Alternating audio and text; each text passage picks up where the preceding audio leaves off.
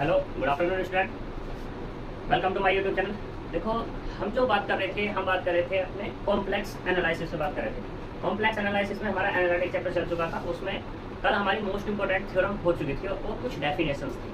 आज जो हमारा टॉपिक है उसमें एनालिटिक फंक्शन ही है। भाई एनालिटिक के बारे में पढ़ रहे थे, एनालिटिक है क्या उसके बारे में जानेंगे। तो देखो, एनालिटिक क्या है कि एनालिटिक फंक्शन, मेरे पास एक कोई भी फंक्शन है, मान लो ये है एफ ऑफ जेड। पहले डेफिनेशन देखो, a single value function which is differentiable at each point of a domain D is said to be analytic. मतलब कहने का कि कोई भी तुमने फंक्शन लिया एफ ऑफ जेड, मान लो ऐसे कह दिया तुमने एक्स स्क्वायर प्लस 2xy और ये y, मान लो ये है तुम्हारे पास कोई फंक्शन है। तो ये जो फंक्शन है तुम्हारा सिंगल वैल्यूड है। कैसा है तुम्हारे पास? सिंगल वैल्यूड, यानी कि इसकी जो वैल्यू आएंगे निकल के वो एक ही आएगी। कोई भी पॉइंट पुट कर लो, एक्स और वाई, यानी कि ये पॉइंट कोई भी पॉइंट तुम पुट करो, इसकी जो वैल्यू मिलेगी तुम्हें सिंगल मिलेगी। ठीक, तो ऐसे फंक्शन को हमें क्या बोलना है? एनालिटिक बोलना है। कब बोलेंगे? जब ये फंक्शन हमारा क्या हो? डिफरेंशिएबल हो, यानी कि एफ प्लस जेड ये हमारा क्या हो? एग्जिस्ट हो। ठीक है, एग्जिस्ट कैसा हो? ये यूनिकली एग्जिस्ट हो।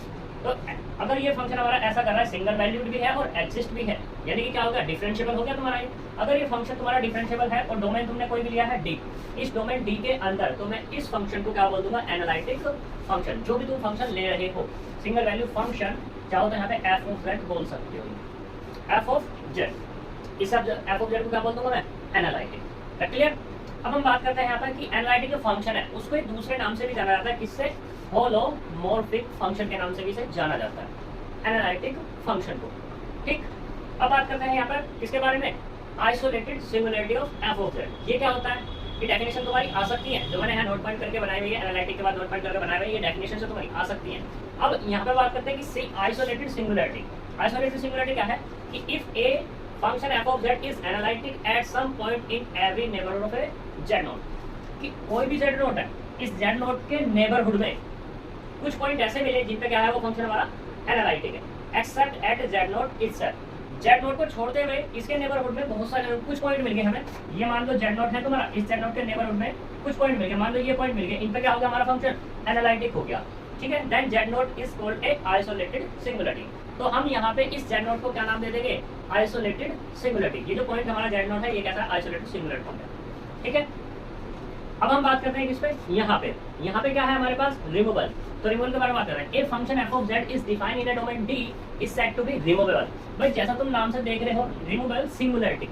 मान लो कोई फंक्शन तुम्हारा क्या नहीं है? एनालिटिक नहीं है किसी पॉइंट पे, ठीक है, या डोमेन में एनालिटिक नहीं है, डोमेन के कुछ पॉइंट पे हो सकता है।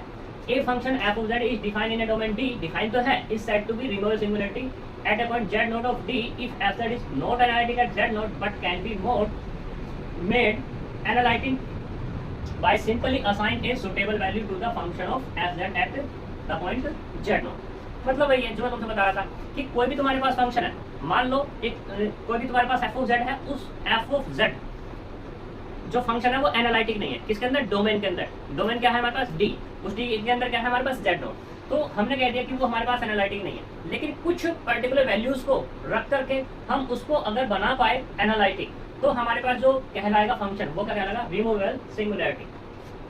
क्या कहलाएगा वो हमारे पास? रिमूवेबल फंक्शन कह दो या रिमूवेबल सिंगुलरिटी फंक्शन कह दो, वगैरह वगैरह, ये सारी चीजें हमारे पास। ठीक है, तो suitable value of the function f of Z at the point z node, ये हमारे पास क्या है? Removable singularity.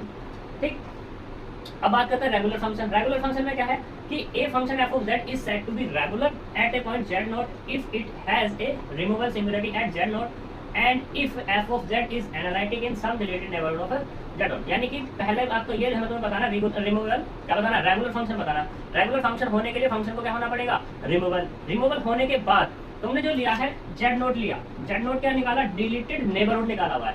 उस डिलीटेड नेबरहुड में एनालिटिक बन रहा है तुम्हारे पास फंक्शन, और डिलीटेड नेबरहुड के बारे में तुम जानते हो।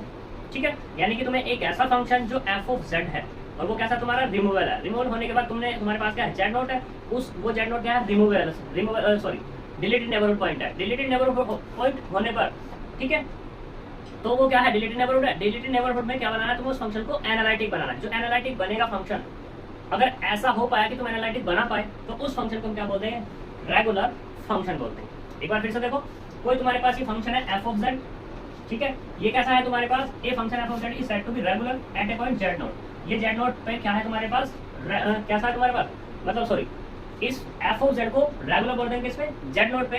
कब बोलेंगे, if it is has a removable singularity, यानी कि फंक्शन कैसा क्या रखना चाहिए, रिमूवेबल सिंगुलरिटी रखना चाहिए, किस पे, एट जेड नॉट पे। और दूसरी कंडीशन क्या है कि f z is analytic in some deleted neighbourhood of z naught. Z naught जो हमारे पास डिलीटेड नेबरहुड निकाले, इसलिए हमने बात करी थी डिलीटेड नेबरहुड के बारे में। तो यहाँ से दो कंडीशन डन करनी पड़ेंगी इस एफ जेड को रेगुलर फंक्शन बनाने के लिए। क्या कंडीशन, पहला इसको एफ ऑफ जेड यानी कि रिमूवेबल होना चाहिए, और दूसरा जेड नॉट क्या होना चाहिए तुम्हारे पास, डिलीटेड नेबरहुड होना चाहिए। ठीक है, तो हम क्या कहते हैं इस फंक्शन को, रेगुलर फंक्शन। ठीक है, ये हमारे पास कुछ डेफिनेशंस है, इन्हें कर लेना तुम लोग। अब हम बात करते हैं, यहाँ पर कुछ पॉइंट्स हैं हमारे पास, कुछ पॉइंट्स का कुछ इंपॉर्टेंट चीजें हैं जो क्वेश्चंस में यूज होती हैं। तो देखो इंपॉर्टेंट चीजें क्या हैं उसके बारे में।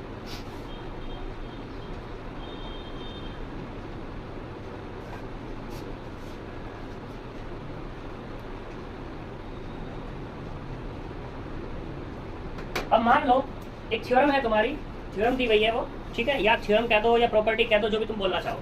वो ये कहती है प्रॉपर्टी कि मान लो तुम्हारे पास दो फंक्शन है f of z and g of z. चलो प्रॉपर्टी नाम दे देते हैं इसको, प्रॉपर्टी ऑफ एनालिटिक फंक्शन। ठीक है, मान लो f of z and g z, ठीक है, और एनालिटिक, कैसे तुम्हारे पास एनालिटिक फंक्शन है इसमें इन कोई भी डोमेन वाली, ठीक, then f of z plus g z, ये भी क्या होगा तुम्हारे पास, एनालिटिक ही होगा।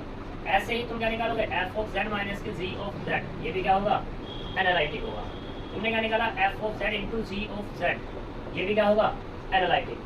फिर f of z upon g of z, ये भी क्या होगा तुम्हारे पास, एनालिटिक होगा। बस यहाँ पे कंडीशन आ जाएगी कि g of z is not equal to 0। अगर ये कंडीशन नहीं है तो ये ऑप्शन तुम्हारा गलत हो जाएगा, ये एनालिटिक है।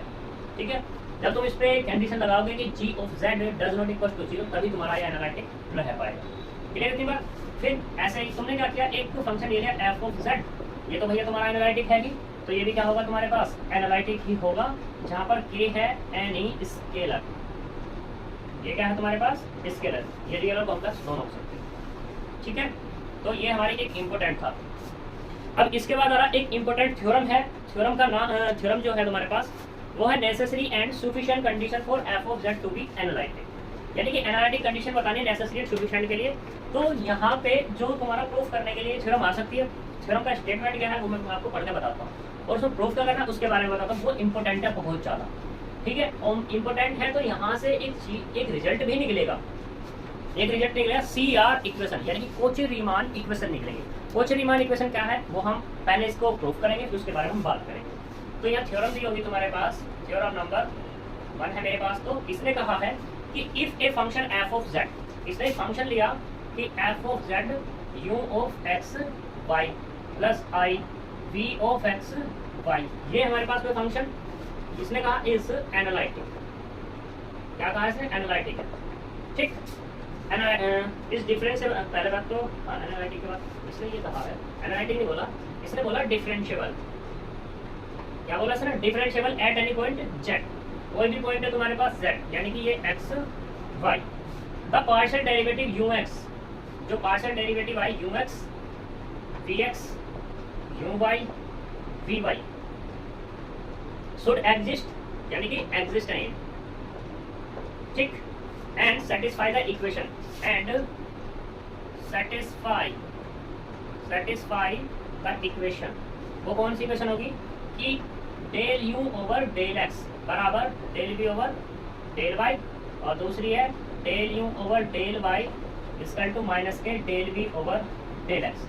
ये हमारे पास इक्वेशन, अगर कोई भी फंक्शन ऐसा कर दे रहा है कि हमारे पास ये फंक्शन एफ ऑफ जेड, ये हमारे पास क्या है, डिफरेंशिएबल है किसी भी पॉइंट पर, ठीक, और u x v x u y v y क्या हो तुम्हारे, एग्जिस्ट हो, तो ये इक्वेशन सेटिस्फाई होनी चाहिए। ये क्या होनी चाहिए, तुम्हारी इक्वेशन सेटिस्फाई होनी चाहिए। ये इस थ्योरम में प्रूव करने के लिए बोल रहा है। ठीक है, अब तुम सोच रहे हो कि मैंने बोला भाई नेसेसरी एंड सफिशिएंट कंडीशन के बारे में मैंने बोला था। तो देखो ये जो थ्योरम आई है ये आई है नेसेसरी के अंदर, जो एक थ्योरम और आएगी वो आएगी सफिशिएंट के अंदर। तो वहीं से तुम्हें प्रूफ होगा, जो मैं प्रूफ में क्या होगा उसके बारे में बताऊंगा बाद में कि क्या इन दोनों से हमें रिजल्ट मिला हुआ है। ठीक है।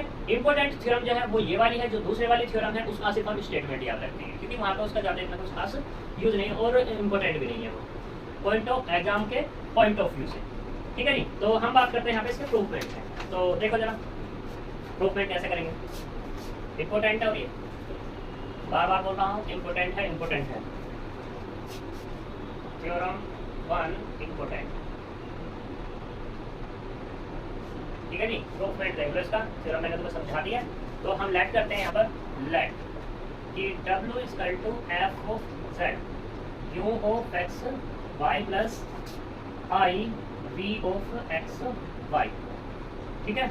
एंड वी हैव, हमारे पास ये है कि z equal to x plus i का वाई, ये होता ही है। तो यहाँ से अगर डेल्टा z निकालूँ तो वो होगा डेल्टा एक्स प्लस आई डेल्टा वाई, ये भी कल मैंने बताया था, ठीक है। अब देखो since f of z is differentiable eight point z पे डिफरेंशिएबल है, जब ये डिफरेंशिएबल है तो इसका मतलब क्या होगा, कोई भी पॉइंट ले लो जिसमें z कहा, एट z कह दो या एट पॉइंट z नॉट, जो भी तुम बोलना चाहो, तुम क्या बोलना चाह रहे हो, तो चलो z ही बोलो। तो limit delta z tends to 0 del f over del z, या इसको तुम w भी बोल सकते हो, del w over del z, ऐसी कोई बात नहीं है दिक्कत वाली।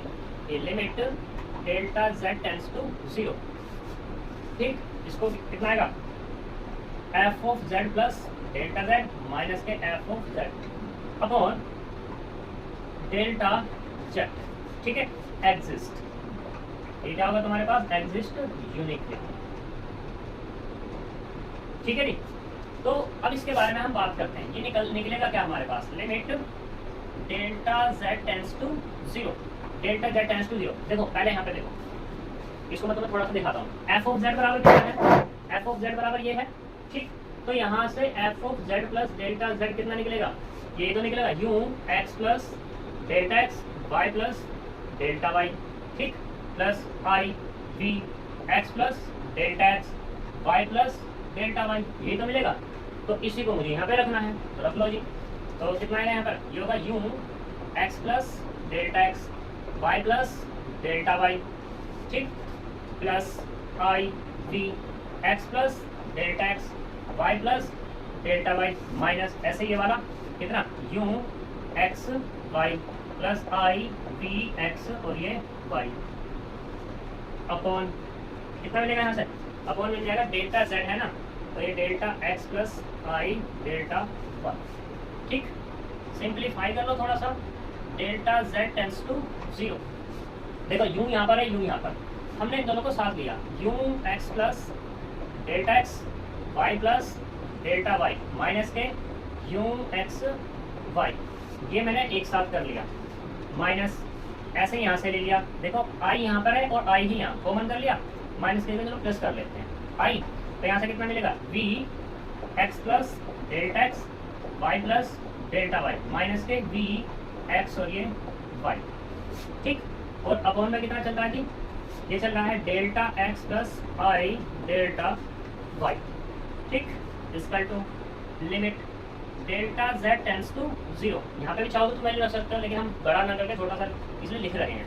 देखो दोनों के दोनों सेम है, तो यहाँ पे कितना देगा ये वाला u, ऐड कर लो इनको, जब ऐड करेंगे तो कितना मिलने वाला होगा, सोचो जरा, बताओ कुछ मिल सकता है या नहीं मिल सकता। चलो अब ये मिलाते हैं। तो अब हम बात करते हैं यहाँ इस पे, इसे डाल दो, कोई इक्वेशन डाल दो, 2 हो गई, इसे हमने डाल दी इक्वेशन नंबर 3। हमने टेक किया, टेकिंग जो कल वाला काम था वही करना है, taking delta z tends delta z is real, delta z क्या ले लिया मैंने, रियल लिया। जब डेल्टा z रियल है तो डेल्टा y कितना होगा, 0, भाई डेल्टा z किसके बराबर है यहाँ पर, डेल्टा z अगर मैं बात करूँ तो डेल्टा z यही तो डेल्टा x प्लस आई डेल्टा y, यही तो है अपने पास। अब इसको मैंने क्या दिया रियल, तो इसका मतलब ये बचा, तो ये तो 0, तो वही केस है यहाँ पर, ठीक। जब ये केस है तो यूज करना जरा, यूजिंग इन किस में, 3 में, जब 3 में यूज करेंगे तो यहाँ से क्या मिलेगा, limit delta z tends to 0 del f over del z delta, और यहाँ से कितना मिलेगा, लिमिट अब देखो डेल्टा वाई तो जीरो हो गया, यानी कि यहाँ से क्या मिला, delta x tends to zero, delta x tends to zero, यहाँ से u x plus delta x y, ये तो जीरो हो गया, minus u x y plus आएटा, ये वाला यहाँ से v x plus delta x और ये वाई माइनस के वी एक्स वाई, और अपॉन में कितना मिलेगा, यहाँ से ये जीरो तो ओनली डेल्टा एक्स, और ये किसके बराबर है, ये क्या होता है हमारा, limit delta z tends to zero, delta z tends to zero, delta f upon delta z बराबर, ये हमारे पास ये तो होता है क्या, देखो अगर मैं इसको अलग अलग कर दूं, तुम इसको अलग अलग कर दो, इसको ऐसे लिख दो डेल्टा एक्स और ये वाला भी डेल्टा एक्स, दिक्कत थोड़ी ना है कुछ। अगर मैं और इस पे लिमिट भी अलग अलग ऑपरेट हो जाएंगी, जब लिमिट अलग अलग ऑपरेट हो जाएंगी तो कर दूं मैं डायरेक्ट क्लिक, एक हमारी लाइन बन जाएगी यहाँ से बस, तो ये कितना होगा, इस पे लिमिट ऑपरेट हो गई, i limit delta x tends to zero, ये मिलेगा मुझे वी, सॉरी कितना मिलेगा यहाँ से v, v x plus delta x, x plus delta x और ये वाई माइनस के v x y upon delta x, और ये हमारा क्या बन जाएगा, ये वाला ये तो मिलेगा del you over del x by definition से, और ये वाला कितना मिलेगा, del v over del x, तो मतलब क्या हुआ, यही तो होगा, ये मिला del you over del x plus i del v over del x, इसे डाल देंगे क्वेश्चन नंबर 4। यहाँ तक कोई प्रॉब्लम, ठीक है। अब हम बात करते हैं दूसरे वाले केस में, दूसरा केस इसे रफ कर रहा हूँ मैं, ठीक है, क्योंकि मुझे 3 का यूज करना है, ऐसे कह सकते हो, नाउ टेकिंग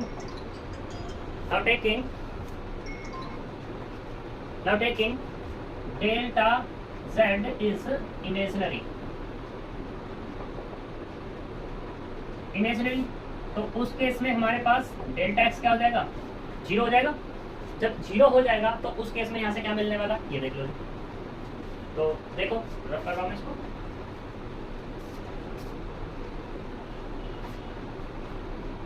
यूज करोगे इसमें, यूजिंग इन 3 में, जब 3 में यूज करेंगे तो यहाँ से जो मिलेगा अपने पास, limit delta z tends to zero, delta f over delta z बराबर limit i delta y tends to zero, क्योंकि डेल्टा एक्स तो जीरो हो गया, और यहाँ से कितना मिल जाएगा, ये वाला ये मिलेगा यू एक्स, ये वाला जीरो, तो सिर्फ क्या मिलेगा, y plus delta y minus u x y upon क्या कहते हो यहाँ पे, आई डेल्टा वाई, ऐसे यहाँ से ले लो, plus limit i delta y tends to zero, यहाँ से i v x y plus delta y minus v x y upon i delta y, कोई प्रॉब्लम। अब देखो फिर से वही केस, ये वाला तो क्या हो जाएगा तुम्हारे पास, del you over del y, और यहाँ पे ये जो ये मिलेगा, ये वाला ये मिलेगा, आई हट जाएगा यहाँ से, ठीक है, ऐसे यहाँ से तो आई से आई कैंसिल हो ही जाना है, तो पूरा का पूरा कितना मिल जाएगा, ये वाला ये मिलेगा del v over del y, तो करते हैं यूज, तो देखो यहाँ पर कितना मिला, ये मिल जाएगा अपने को, ये मिलेगा del you over del y और 1 अपॉन आई प्लस वो वाला कितना होगा, del v over del y, ठीक। इसको थोड़ा सा और सिंप्लीफाई कर सकते हैं, कर लेंगे, तो यहाँ से आई से मल्टीप्लाई कर दिए और आई से क्या कर दिया मैंने, डिवाइड कर दिया इसमें, del you over del y plus del v over del y, i square यानी कि माइनस के 1, तो ये जो मिलेगा ये मिलेगा del v over del y minus के i del you over del y, ये डालते हैं क्वेश्चन नंबर 4। अब देखो ये भी क्या है, limit delta z tends to del f over del z, ये इसके बराबर और ये इसके बराबर, यानी कि लेफ्ट हैंड साइड दोनों की बराबर है, तो इसका मतलब क्या हो जाएगा, बाय 4 एंड 5 से, ये 5 है जी, ये हमारे पास है 5, तो बाय 4 एंड 5 से, तो देखो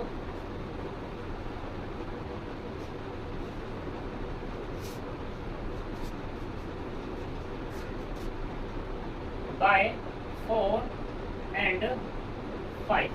तो क्या मिल जाएगा अपने को, ये मिलेगा del you over del x plus i del v over del x बराबर यहाँ से del v over del y minus i del you over del y, ये चीज मिल जाएगी। अब क्या कर लो, कंपेयर कर लो, comparing on both sides, compare करेंगे बोथ साइड की।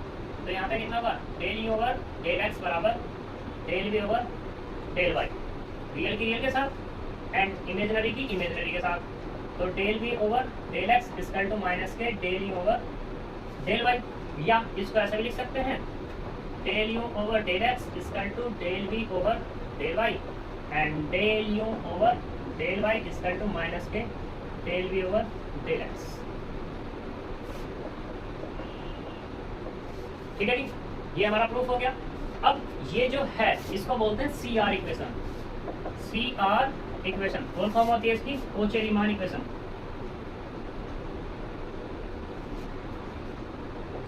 कोचे-रीमान इक्वेशन, ठीक है। तो ये हमारा इस थ्योरम का क्या है, प्रूफमेंट है।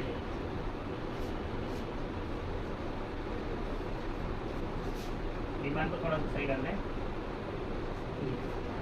ठीक।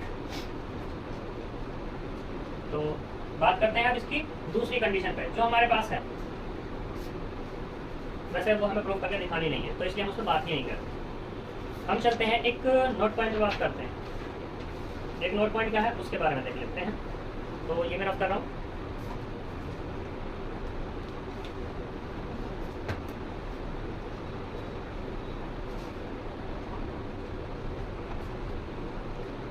देखो हमें जो प्रूफ करना है यहाँ पर, हमें प्रूफ करना है कि modulus of f of dash z का square equal to del u v over del x y. और ये del u v x y होता है हमारे पास जैकोबियन, किसका, यू वी का with respect to x y के। तो देखो हमने जो भी प्रूफ किया था वो कितना प्रूफ किया था हमारे पास, यानी कि वी हैव, अब हमारे पास जो है एफ डैश जेड बराबर कितना है, del you over del x plus i del v over del y, ये हम कह सकते हैं, ठीक। डेल वाई की जगह एक्स ही ले लो, एक्स, सही। तो हम क्या करते हैं, इसको यहाँ पर मॉडुलस टेक करते हैं। मॉडुलस क्या take, f dash z is कर टू, तो इसका भी modulus del you over del x plus i del v over del x. Modulus हमने इसकी स्क्वायरिंग कर दी दोनों तरफ, ये लो स्क्वायरिंग भी कर दी। तो यहाँ से जो मिला modulus of f dash z का स्क्वायर बराबर कितना मिलेगा, del you over del x का square plus del v over del x का स्क्वायर। इसको मैं ऐसे लिख लूँ, del you over del x del you over del x plus ऐसे ये वाला del v over del x और del v over del x लिख सकते हैं, del you over del x और यहाँ पे है del v over del x.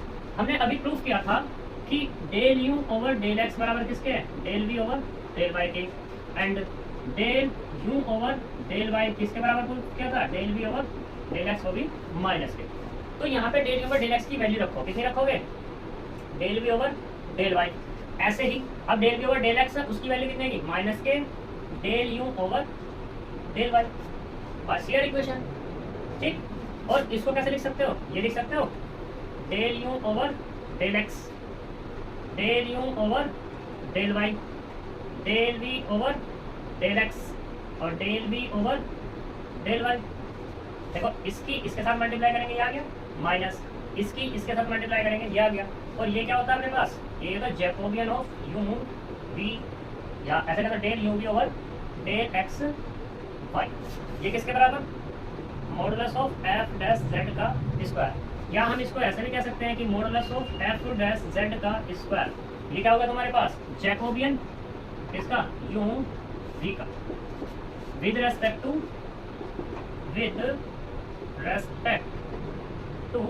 X and y, ठीक है।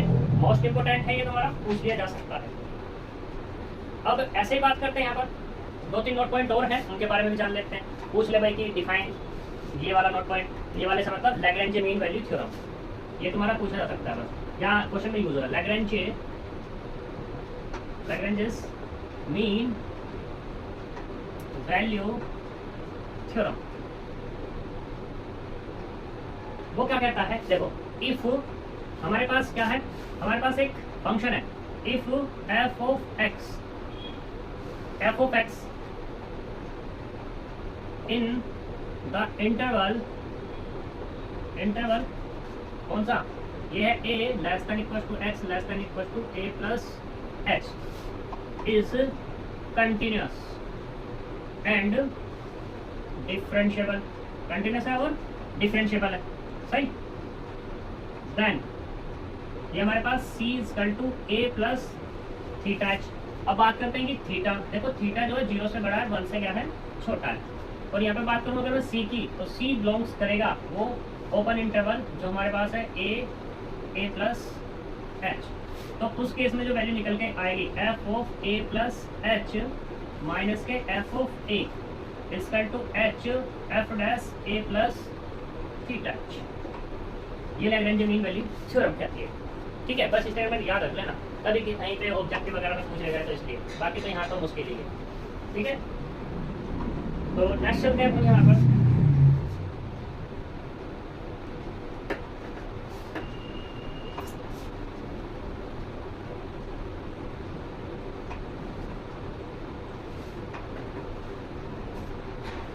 नेक्स्ट क्या है, एक नोट पॉइंट और है। नोट पॉइंट कहता है कि प्रूफ करके दिखाओ टू प्रूफ दैट कितना कि डी डब्ल्यू ओवर डी जेड, यानी कि टोटल डेरिवेटिव बराबर होगा किसके, डेल डब्ल्यू ओवर डेल एक्स।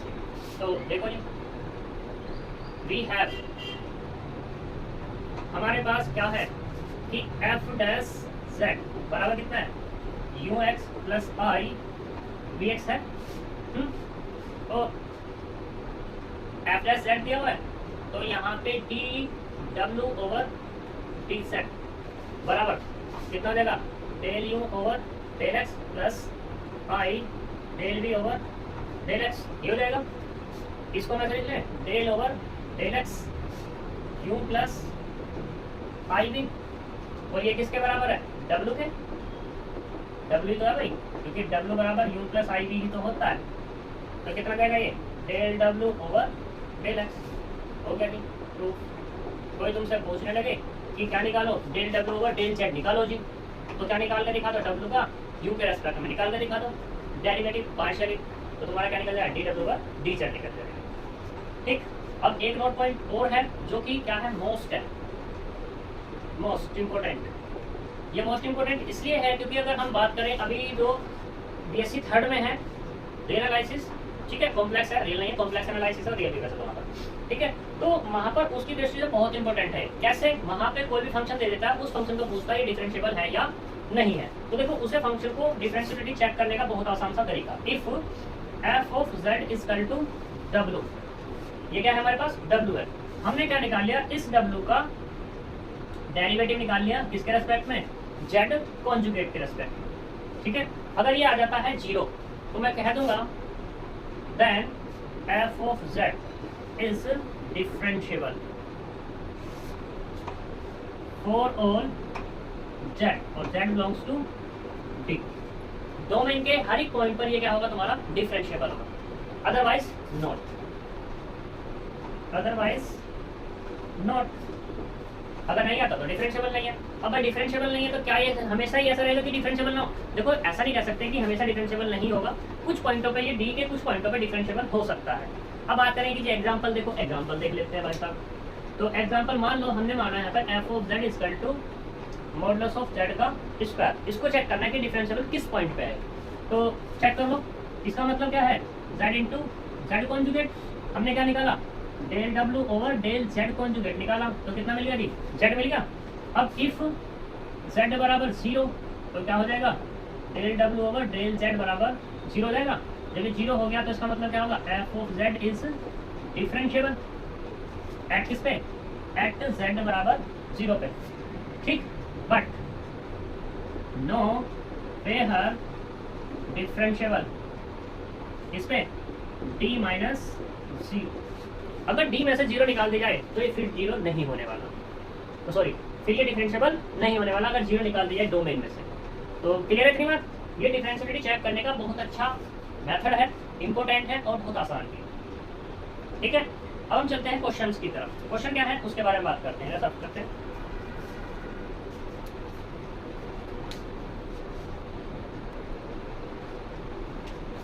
तो देखो हमारे पास एक क्वेश्चन गिवन है यहाँ पर, show that the function f z is equal to sin x cos hyperbolic y plus I cos x sin hyperbolic y is continuous as well as analytic. यानी कि question दिया हुआ है, इस क्वेश्चन में कह रहा है कि इस फंक्शन को कंटिन्यूअस दिखाओ और क्या दिखाओ, एनालिटिक दिखाओ एवरीवेयर, हर एक पॉइंट पर। तो सॉल्यूशन करते हैं। देखो यहाँ पे let f of z is equal to u plus i v, और ये बराबर किसके दिया हुआ है, sin x cos hyperbolic y plus I cos x into sin hyperbolic y। ये है, कंपेयर करो दोनों तरफ की, कंपेयरिंग ऑन बोथ साइड्स। जब कंपेयर करेंगे तो यहाँ पे u बराबर कितना मिलेगा, sin x cos hyperbolic y and v बराबर कितना मिलेगा, cos x और sin हाइपरबोलिक y। अब देखो कंटिन्यूटी के लिए, since u and v are कैसे हैं, trigonometric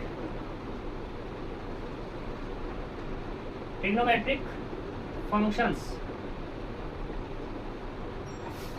in x and y, then u and v are continuous in D। अगर कोई मेरे पास डोमेन है, उस डोमेन के अंदर मेरे पास u और v कैसे हैं, ट्रिग्नोमेट्रिक है। ठीक है, तो वो हमारे पास क्या, ट्रिग्नोमेट्रिक और हाइपरबोलिक दोनों ही हैं। ट्रिग्नोमेट्रिक एंड क्या देना, ट्रिग्नोमेट्रिक एंड हाइपरबोलिक। ठीक है, वैसे तो इनकी अगर हम बात करते हैं तो यहाँ पर दो तरीके के फंक्शन होते हैं, एक हमारे पास होते हैं एल्जेब्रिक और एक होते हैं हमारे पास ट्रांसेंडेंटल। तो यहाँ ट्रांसेंडेंटल पे बात आ जाती है क्योंकि ट्रिग्नोमेट्रिक है ना, इसके पास हाइपरबोलिक भी है। ठीक, तो अगर कभी भी जब कभी तुम्हारा ऐसा मिल जाए कि भाई तुम्हारे पास u ऐसी फॉर्म में और v ऐसी फॉर्म में दिया हुआ है, यानी कि ट्रिग्नोमेट्रिक फॉर्म में दिया हुआ है, तो ये तुम्हारा हमेशा क्या होगा, कंटिन्यूअस होगा। ये तुमने पढ़ा भी होगा बेसिक फर्स्ट टाइम कि ट्रिग्नोमेट्रिक फंक्शन, एल्जेब्रिक फंक्शन ये हमारे क्या होते हैं, कंटिन्यूअस होते हैं। ठीक, कोई भी हमारे पास पॉलिनोमियल है तो वो पॉलिनोमियल कैसा होगा, कंटिन्यूअस होगा। डिफरेंशिएबल भी होता है इंटरवल के अंदर, कोई क्लोज इंटरवल। ठीक, तो ये हो गया कंटिन्यूटी की तो बात हो गई। अब बात करते हैं किस पे, एनालिटिक है। तो एनालिटिक के लिए CR इक्वेशन देख लो। तो CR इक्वेशन के लिए now for finding CR equation, तो देखो इसे डाल दो, इसे डाल दें, ये 1 डाल देते हैं, ये डाल देते हैं हम 2। तो partially differentiation with respect to x and y of equation 1 and 2 का, 1 और 2 का पार्शियल डिफरेंशिएशन करो। तो देखो करेंगे तो बाय 1 से del u over del x, इसका x के रेस्पेक्ट में तो आएगा cos x cos hyperbolic y। ठीक, और y के रेस्पेक्ट में करेंगे तो del u over del y, क्योंकि यहाँ पे cos है और हाइपरबोलिक में तो डिफरेंशिएशन कैसा रहेगा, पॉजिटिव। तो sin x और sin हाइपरबोलिक y। ठीक, ऐसे किससे, बाय 2 से, बाय 2 कितना है हमारे पास, del v over del x, v का x के रेस्पेक्ट में माइनस के sin x और ये कितना sin हाइपरबोलिक y, और ये किसके बराबर है यहाँ से, del u over del y के। तो del u over del y, ये 2 नंबर, ये 3, ये वाला 4 डाल दो।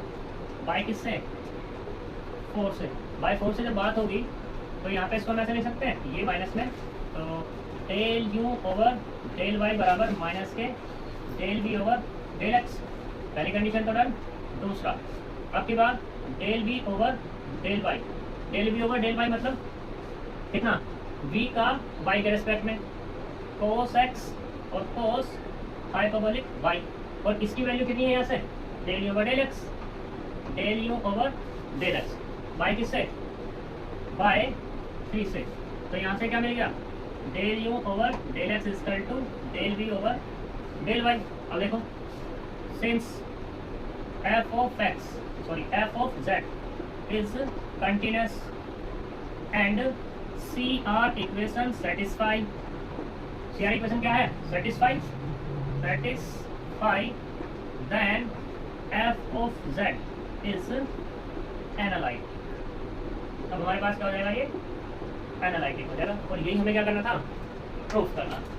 ठीक है, तो ये हमारा क्वेश्चन है, इंपॉर्टेंट क्वेश्चन है, अच्छा क्वेश्चन है। ऐसे ही हमारे पास बहुत सारे क्वेश्चन है। कुछ क्वेश्चंस तुम लोग खुद करके देखना, तुम्हारी बुक में दिए हुए होंगे। एक मैं अगला एग्जांपल बता रहा हूँ, वो तुम करके देखोगे। तो ये एग्जांपल है, इसने कहा है show that the function f of z, एक फंक्शन दिया है f of z is equal to root modulus of x y is not analytic at origin. इसने नॉट एनालिटिक कहा है ओरिजिन पे। Although the Cauchy Riemann equation are satisfied at that point, लेकिन Cauchy Riemann equation क्या कर रही है यहाँ पर? सेटिस्फाई कर रहे हैं। चलो इसको करा ही देते हैं, रख करते हैं इसको।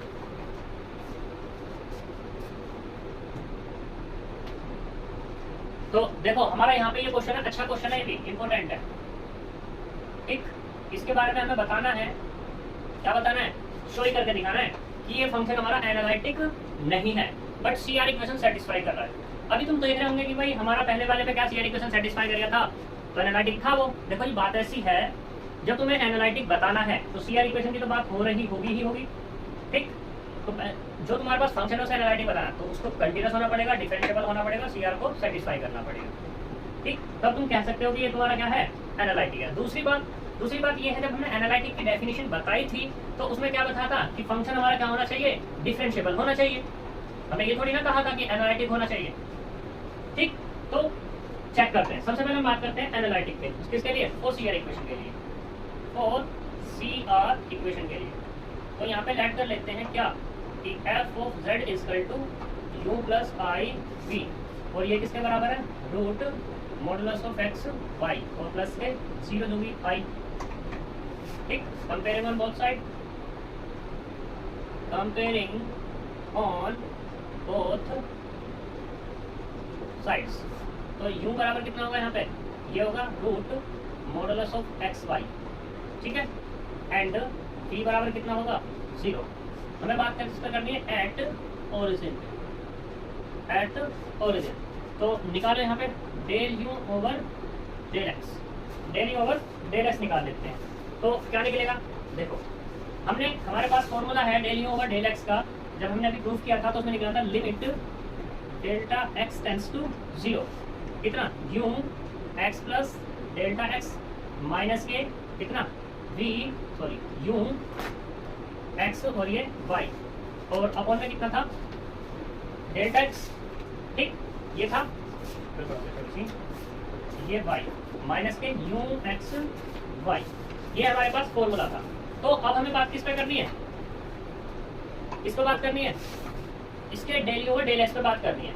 तो del you over del x पे बात करेंगे किस पे? At origin, at origin. जब ओरिजिन की बात होगी तो del you over del x equals to limit delta x tends to 0। तो यहाँ से जो मिलेगा अपने को वो क्या मिलने वाला होगा? देखो यहाँ पे x भी 0 है, यानी कि 0 0 आइए, x भी 0 और y भी 0। तो क्या मिलेगा यहाँ से? u x 0 y 0, यहाँ से होगा डेल्टा x। डेल्टा x को यहाँ पे कोई वैल्यू होनी चाहिए, तो बात कर लेते हैं। तो यहाँ से कितना जाएगा? ये वाला x 0 माइनस के कितना होगा? u 0 0 और अपॉन में कितना? x। ठीक, इसके बारे में बात कर लेते हैं। तो यहाँ पे तुम सोच रहे हो कि ये फॉर्मूला कैसे लिख दिया भाई, ये बनाना नियम का। देखो तुम इसको ऐसा भी लिख सकते हो, सारी चीज हटा करके ऐसे लिख लो। एट ओरिजिन पे जो फॉर्मूला होगा हमारा, जब हम BSc 4th सेम में थे हमने फॉर्मूला पढ़ा था, del you over del x is equal to limit कितना? Limit x tends to 0 u x 0 minus के यू 0 0 अपॉन x। क्योंकि हमें किसके रेस्पेक्ट में निकालना है? x के रेस्पेक्ट में निकालना है, तो इसलिए लिमिट x टेंड्स टू 0। देखो u x y, ये u है, ये u का मतलब क्या है? ये u का मतलब ये तो x और ये y, यहाँ पे कितना है? 0। तो मतलब कितना है? Square root of modulus of x into 0 minus square root of modulus of 0 into 0 और अपॉन में कितना? x। तो यहाँ से मिला लिमिट x टेंस टू 0, तो ये कितना होगा 0 माइनस 0 अपॉन एक्स, तो कुल मिलाकर 0, यानी कि ये मिला del you over del x बराबर 0। अब बात करते हैं किसकी, del you over del y के, तो ऐसे यहाँ पे क्या होगा लिमिट y टेंस टू 0 ले लो, तो y टेंस टू 0 यानी कि u 0 y माइनस के u 0 0 अपॉन में y, फिर से वही केस बन जाएगा कि यहाँ पर लिमिट y टेंस टू 0, क्योंकि एक 0 तो 0 माइनस 0 अपॉन y, तो कुल मिलाकर 0। यहाँ से मिला del you over del y बराबर 0 मिल गया, ठीक। और v 0 है, क्योंकि v कितना है 0 है, तो del v over del x वो भी 0 होगा, और del v over del y वो भी कितना होगा 0 होगा। अब देखो since del u over del x y किसके बराबर है, डेल x बराबर किसके है, del v over del y, and del u over del y बराबर किसके, माइनस के del v over del x के, क्योंकि माइनस तुम सोच रहे होंगे कि del v over del x तो कितना है 0 है, भैया इसके मल्टीपल में क्या ले लो, माइनस ले लो, क्या दिक्कत आ रही है, ठीक है। तो इसका मतलब क्या हो गया, and CR equation satisfy, CR equation क्या हो गया हमारी, सेटिस्फाई हो गई। अब बात करते हैं किसके लिए, डिफरेंशिएबिलिटी के लिए। फॉर डिफरेंशिएबिलिटी इसका बात करते हैं, तो देखो यहाँ पर नाउ हमारे पास क्या है कि f dash z not equal to, formula था कल हमने बताया था, लिमिट जेड टेंस टू 0, तो कितना होगा एफ ऑफ जेड माइनस के f of z not upon z minus Z not, ठीक। या इसको तुम ऐसे भी कह सकते हो कि डेल्टा जेड टेंस टू 0, या ऐसे कह सकते हो कि z tends to z not.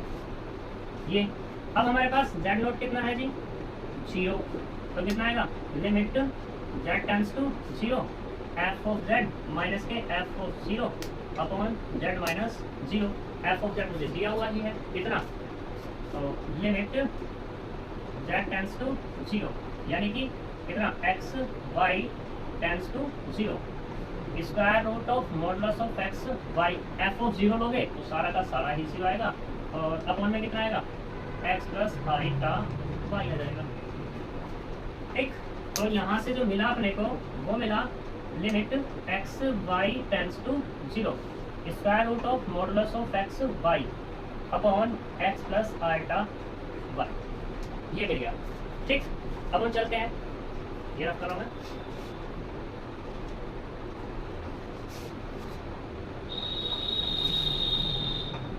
इसका मुझे सिंप्लीफाई करना है, तो सिंप्लीफाई करने के लिए मैं क्या करता हूँ, मैं लेता हूँ ये एलो, suppose z tends to 0, then along y is equal to mx, y is equal to mx के along चलते हैं, जब y is equal to mx के along चलेंगे तो f dash 0 equals to limit, देखो y की वैल्यू रख रहे हैं mx, तो यहाँ पे क्या हो जाएगा ओनली x बचेगा, यानी कि होगा x tends to 0, square root of modulus of x into m, और ये x अपॉन कितना x प्लस आल्टा x है, यहाँ से जो मिला वो कितना मिलेगा limit x tends to 0, x बाहर तो root modulus of y, sorry modulus of m, और x यहाँ से कॉमन 1 प्लस m i, तो यहाँ से कितना मिल गया limit x tends to 0, square root of modulus of m upon 1 plus m i। अब यहाँ पे m को पुटअप करते जाओ तो m की वैल्यू मिलती जाएगी, ठीक है, which is dependent on m, तो मैंने क्या किया, मैंने पुट किया, put m is equal to पहले 0 पुट किया, जब पहले 0 पुट किया तो f डैश 0 कितना मिल गया 0, अब की बार पुट किया m इज इक्वल टू 1, जब m is equal to 1 put किया तो f ऑफ 0 मिला लिमिट x टेंस टू 0, तो यहाँ पे मिला ये हो जाएगा हमारे पास root modulus m upon 1 plus m i, क्योंकि x को खत्म किया, तो यहाँ से मिला आपने को ये मिलेगा 1 अपॉन 1 प्लस i। देखो डिफरेंट वैल्यू के लिए क्या है डिफरेंट मिल रहा है, यानी कि m की डिफरेंट वैल्यू के लिए हमें m डैश 0 डिफरेंट मिल रहा है, ठीक है। और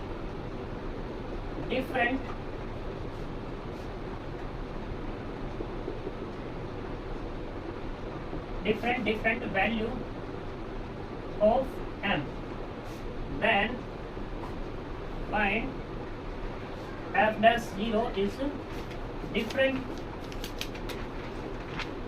ठीक है, then not unique on f of 0। जब ये 0 यूनिक नहीं है तो इसका मतलब क्या होगा, F dash 0 does not differentiable eight किस पे, एट 0 0 पे। यही हमें प्रूफ करना था यहाँ पर, क्यों जी।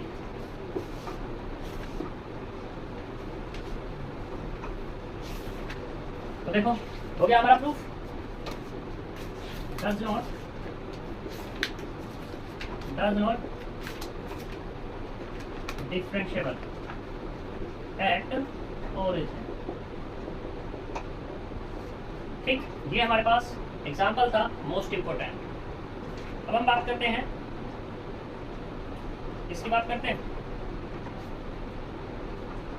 और क्वेश्चन में क्या कहा था हमारे पास कि so that the function of z is not analytic at origin but Cauchy Riemann equation satisfy थी। हाँ एक चीज और, यहाँ पे अभी डिफरेंशिएबल हुआ है, क्वेश्चन में पूछ रहा है एनालिटिक के बारे में। तो देखो since f of z is not या डज नॉट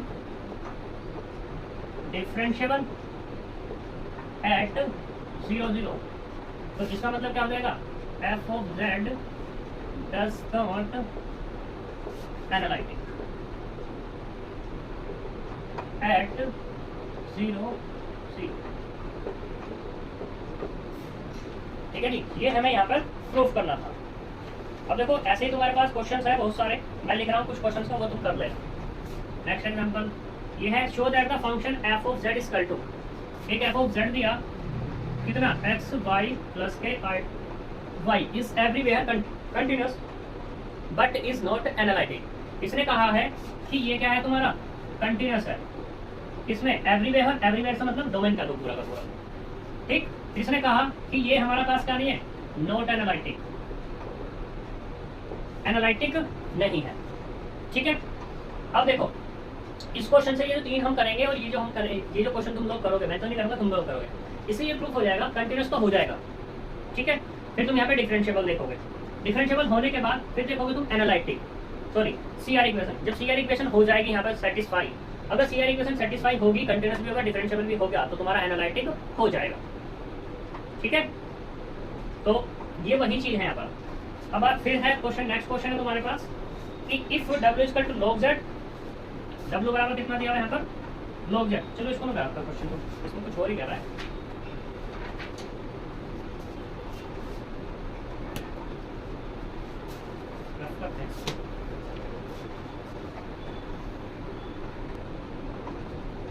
देखो ये क्वेश्चन भी हमारा अच्छा है।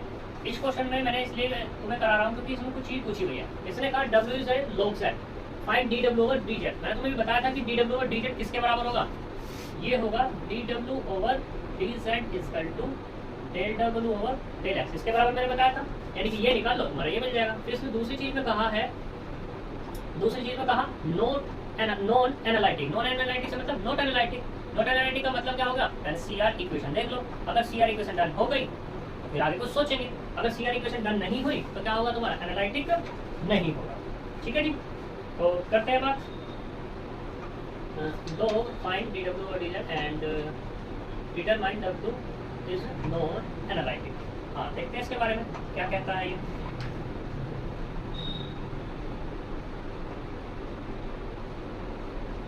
डिटरमाइन नॉन एनालिटिक, क्वेश्चन में कुछ गड़बड़ है।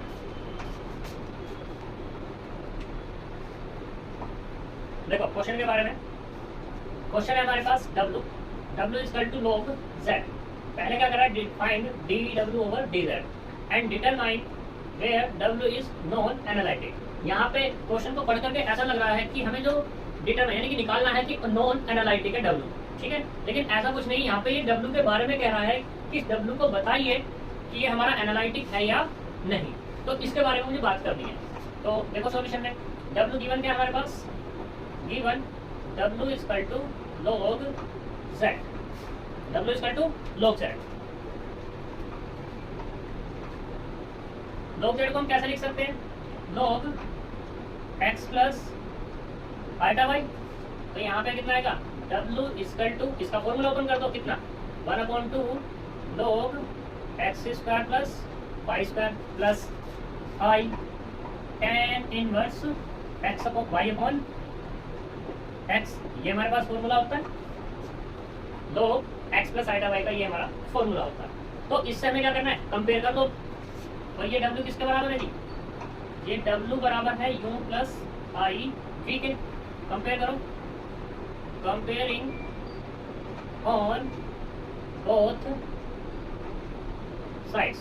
जब कंपेयर करेंगे तो u बराबर कितना होगा, 1/2 log x square plus y square and v बराबर कितना, tan inverse y upon x। ठीक, अब मुझे क्या करना है, एनालिटिक बताना है। तो एनालिटिक है या नहीं, तो उसके लिए मैं CR इक्वेशन फाइंड कर लेता हूँ। पहली बात तो ये सिंस देखो u और v को देखो, u क्या है 1/2 log x square plus y square, ये फंक्शन दिया हुआ है। तो जब मैं इसे ऑपरेट करूंगा तो ये हमारा एक रेशनल फंक्शन बनेगा। ऐसे ही ये हमारे पास का ये भी रेशनल बनेगा। ठीक है, तो जब हम बात करेंगे u की, तो u and v are continuous हो जाएंगे। ठीक है, u and v are continuous, ये कंटिन्यूस हो गए। अब मुझे इन पे क्या बात करनी है, del u over del x, del u over del y, del v over del x, del v over del y पे बात करनी है। इसे डाल दे क्वेश्चन नंबर 2 और इसे डाल दे क्वेश्चन नंबर 3। चाहो तो इसको यहाँ लिख दो या मत लिख दो। लो मैं नफी करता हूँ, पहले बाद में लिख लेंगे। तो partially differentiation with respect to x and y of equation किसका, 2 एंड 3 का। तो यहाँ से निकाल लो, del u over del x बराबर कितना, 1/2 था एज इट इज। लॉग का करेंगे तो 1/x square plus y square. अब अंदर से करना है उसका, तो कितना आएगा 2x। तो यहाँ से मिला x upon x square plus y square. अब की बार del u over del y निकाल दो, तो ये क्या मिलेगा, अब की बार y upon x square plus y square मिल जाएगा। तो x की जगह क्या आ जाएगा, सिर्फ 2y आ जाएगा। ऐसे हम बात करते हैं किसके लिए, v के लिए। तो del v over del x, v कितना ये है, और tan इनवर्स का डिफरेंशिएशन कितना होता है, 1/1 प्लस y अपॉन x का स्क्वायर। ठीक, और फिर इसका अंदर से करेंगे तो माइनस के y upon x square, LCM take करना इसका। तो ये होगा y upon x square plus y square upon x square, इससे ये कैंसिल। तो यहाँ से मिला del v over del x बराबर माइनस के, क्योंकि ये माइनस है, upon x square plus y square. तो देखो ये इसकी वैल्यू है यहाँ पर del v over del y की, तो यहाँ पे कितना हो जाएगा, del v over del x बराबर कितना, माइनस के del u over del y। इसको कोई क्वेश्चन डाल देना, ये डाल दो 4, ये डाल दो 5, y किससे 4 से। इसको ऐसे लिख लो, del u over del y equal to minus के del v over del x। एक कंडीशन डन। दूसरा del v over del x तो हो गया, डेल y ले लो तो कितना आएगा, फिर से वही केस कि 1/1 प्लस y अपॉन x का होल स्क्वायर। अंदर से करेंगे तो 1/x हो जाएगा। एलसीएम टेक करेंगे तो x स्क्वायर अपॉन x और ये x square plus y square, इससे कैंसिल। तो यहाँ पे मिला x upon x square plus y square. ये किसकी वैल्यू यहाँ से, डेल ओवर डेल x की। तो लिखना यहाँ पर del v over del y बराबर कितना, del u over del x by ये 4 है भाई, ये 5 था। ठीक है जी, तो देखो यहाँ पर ये कंडीशन डाल हो गई। अब since u and v are continuous and differentiable भी हो जाएंगे। ठीक, कंटिन्यूस एंड, वैसे किसकी बात कर रहा था यहाँ पर, ये नॉन एनालिटिक। हाँ ठीक है, since u and v are continuous and CR equation satisfied, then f of z is क्या हो जाएगा, एनालिटिक। अब उस केस में क्या होगा तुम्हारा, ये एनालिटिक। पहला तो अभी ये वाला पार्ट निकला है। ठीक, तो ये क्या हो जाएगा तुम्हारा आंसर। अब हमें बात करनी है किस पे, इस वाले केस पे, dw ओवर dz। यहाँ तक कोई प्रॉब्लम, तो चलते हैं। देखो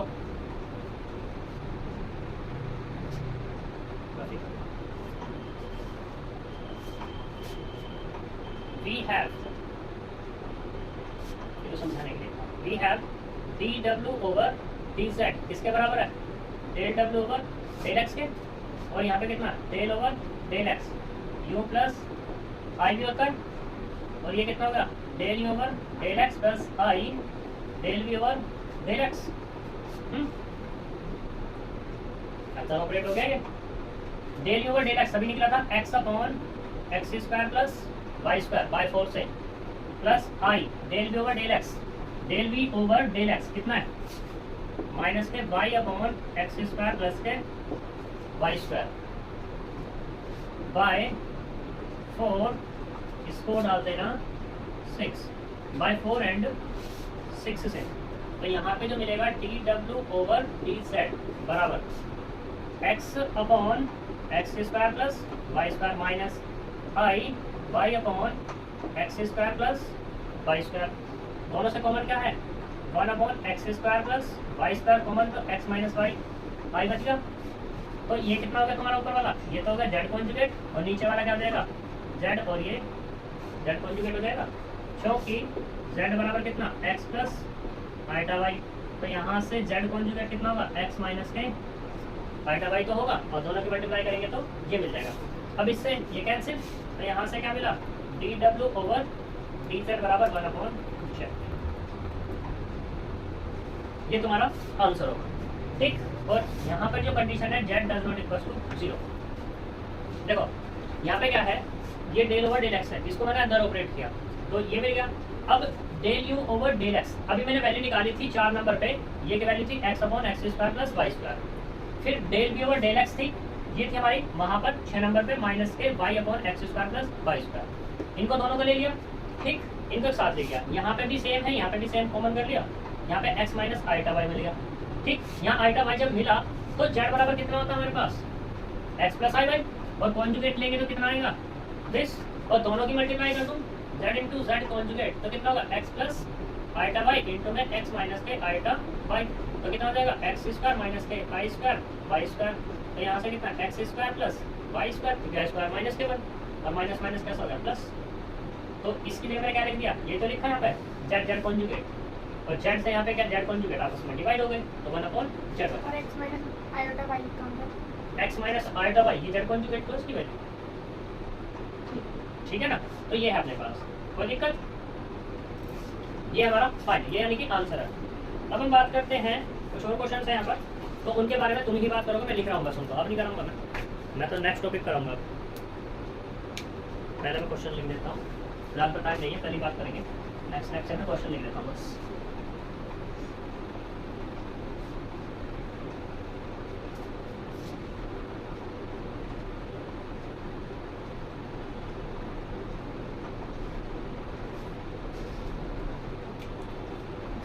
क्वेश्चन है यहाँ पर कि W बराबर दिया f of z equal to 1 plus z upon 1 minus z, तो फाइंड करना है इसमें भी dw over dz and determine where fz is non analytic, यानी कि fz के बारे में ही बताना है, जो पूरा का पूरा क्वेश्चन वही है जो भी था ठीक है।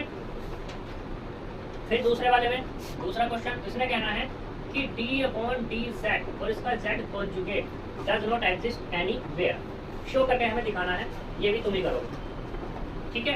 तो कैसे करोगे वो तुम जानो, वैसे इसी के जैसा होगा, ये कैसे होगा कि f ऑफ z बराबर कितना हो जाएगा यहाँ पे z f ऑफ z मतलब w, और यहाँ पे कितना दिया ये dw ओवर dz ही तो है, यानी कि इसके बारे में पूछ रहा है, ये एग्जिस्ट नहीं कर रहा, और एग्जिस्ट नहीं कर रहा तो क्या करोगे, इसका मैंने तुम्हें बताया था कि del w over del x, del w over del x यानी कि del over del x plus i del b over del x, ये दोनों चीज निकालोगे जो क्वेश्चन में लास्ट में ठीक है, डेल ओवर डेल एक्स निकालोगे, del b over del b over del x निकालोगे।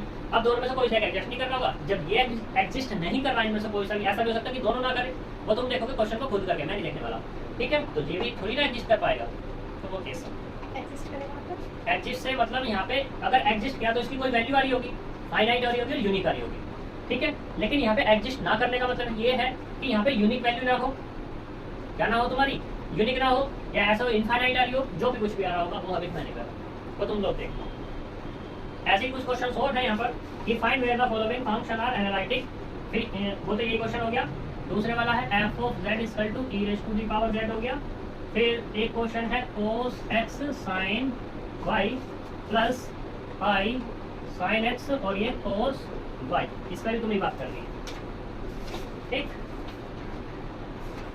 क्वेश्चन नंबर 8 के बारे में कह रहा है ये, एक क्वेश्चन और है यहाँ पर कि वेरीफाई लेना था real and imaginary part of w equal to w बराबर दे रखा sin z Cauchy Riemann equation, यानी किसके रियल और इमेजिनरी पार्ट जो निकल के आएंगे वेरीफाई करके दिखाने की वो कोचे रीमान इक्वेशन को सेटिस्फाई करते हैं। ठीक है जी, आज का ये टॉपिक तुम्हारा खत्म होता है। कल जो चलेगा हमारा पोलर फॉर्म कोचे रीमान इक्वेशन। जो कोचे रीमान इक्वेशन थी ये वाली थी हमारी, कौन सी थी, del you over del x बराबर del v over del x, और ये कितनी, del you over del y equal to minus के del v over del x. X और वाई दिखा दे रहे तो कार्टेशियन फॉर्म में थी। जो कल हम बात करेंगे वो बात करेंगे, या कल या नेक्स्ट वीडियो में जो हम बात करने वाले हैं वो बात करेंगे इस जो कोचे रीमान, ये सी आर इक्वेशन ही तो है, सी आर इक्वेशन, ये ज्योमेट्रिकली है, वो तुम्हारी कैसी हो जाएगी, पोलर फॉर्म हो जाएगी। तो हम उस पर बात करेंगे नेक्स्ट वीडियो में। ठीक है, तो मिलते हैं, थैंक यू, बाय बाय।